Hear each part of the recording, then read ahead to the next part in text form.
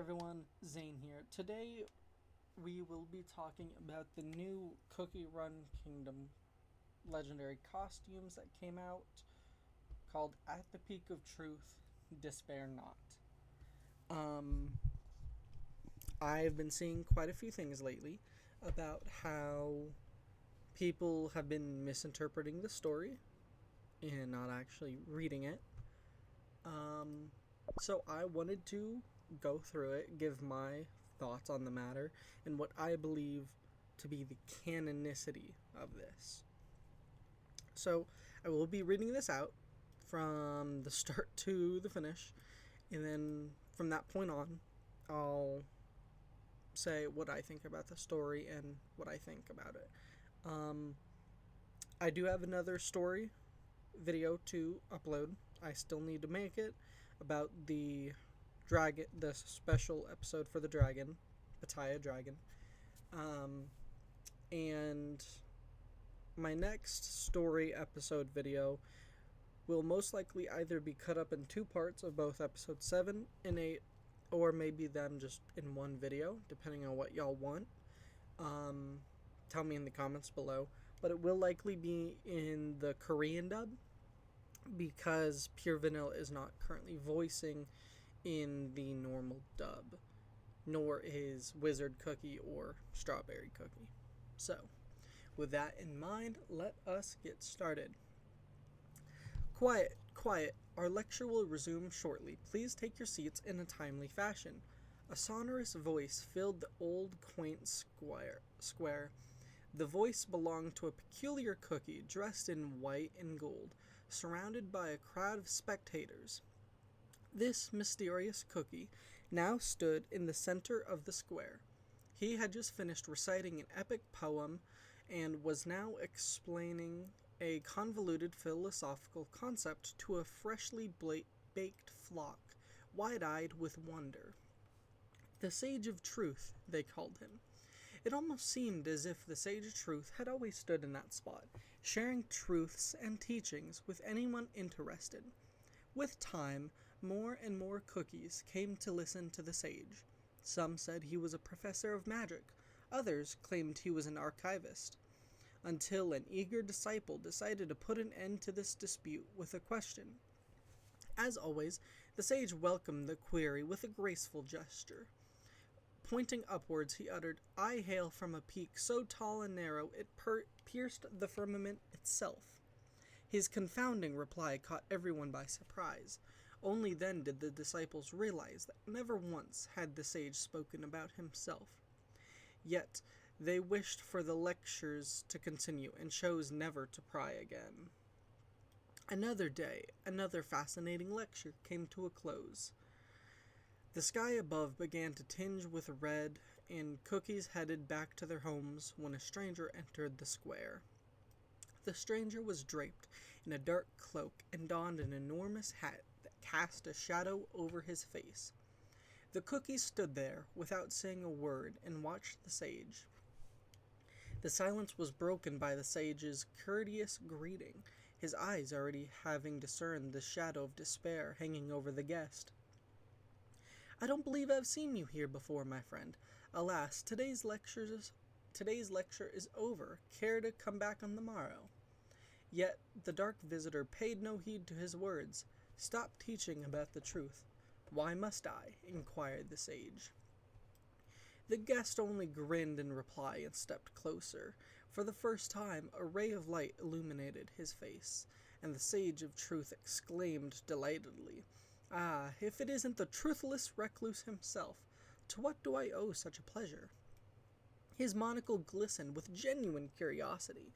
It is said that the Truthless Recluse never descends from the peak of truth. How may this humble scholar be of service to you? The recluse's eyes brimmed with sorrow. "Stop pretending. You know all too well that there is nothing at the peak of truth." The sage clapped his hand. "Eureka! At last! The answer to the age-old question is found. Why, the recluse never leaves his beloved peak vacant. Why, every cookie who neared true enlightenment was inevitably pushed back from the ascension they so craved." He tilted his head, expecting a confirmation. All this time, my best hypothesis was that the peak of truth had been seized for good by some petty curmudgeon. Do you mean to say you sought only to protect seekers from disappointment? The recluse did not bother to deny the sage's words, for he loathed the sage for guiding cookies right into the maw of the cruel truth. I, too, once made the same mistake, and for that, faced despair upon the peak. There was no truth expecting me, no truth to save us all, and I cursed myself hundreds, thousands of times over for my folly. And all his sorrow and despair surged forth in a single question: why do you persist? To that the sage only pointed upwards and said, Alas, the truth is imperfect by design, and yet one must not turn away from the light of one's own truth. And with a welcoming gesture he added, not unlike yourself, whose truth is to protect others from anguish. The recluse never answered. The sage knew the answer anyway. A long night passed, and a new day dawned. Yesterday's guest was long gone, and the square was as peaceful as it could be, but the sage could hear them, the footsteps of many seekers, stepping forth towards the truth. Now, what I believe to be the truth about this story is it is not a pre-corrupted shadow milk. That is inherently impossible with pure vanilla being Truthless Recluse at this time. I believe it is a swapped story, pretty much, where pure vanilla in this story is essentially the beast who was the first to wield the soul gem of truth and led to deceit. Whereas Shadow Milk is the new holder of the soul gem of truth. Furthermore, I also don't believe their personalities have changed all that much, but can still fit within their new roles. For example, pure vanilla isn't like corrupted Shadow Milk. He's not lying to spread misinformation, to make people go down a bad path. He's doing it to save them the anguish of the cruel truth. He still cares and loves for all cookie kind, but is going about it in a way that aligns with deceit. Whereas Shadow Milk, on the other hand, still doesn't care about other cookies. He only cares about one thing, which is truth in this case. Normal Shadow Milk only cares about lies and spreading misinformation and turning people on one another. Whereas the Sage of Truth Shadow Milk wants to teach and spread truth and everything that is the truth. And so their personalities are not inherently changed from their base, normal counterparts. However, they were simply shifted in a kind of swapped universe situation. And really, that's all I wanted to do. Well, actually, one additional thing. If you were to get both costumes and you get the limited title, it is diverged. Their title path is diverged. That literally means to change path, to change what way you're going, which also proves my hypothesis that it's a swapped universe in that they both went a different path.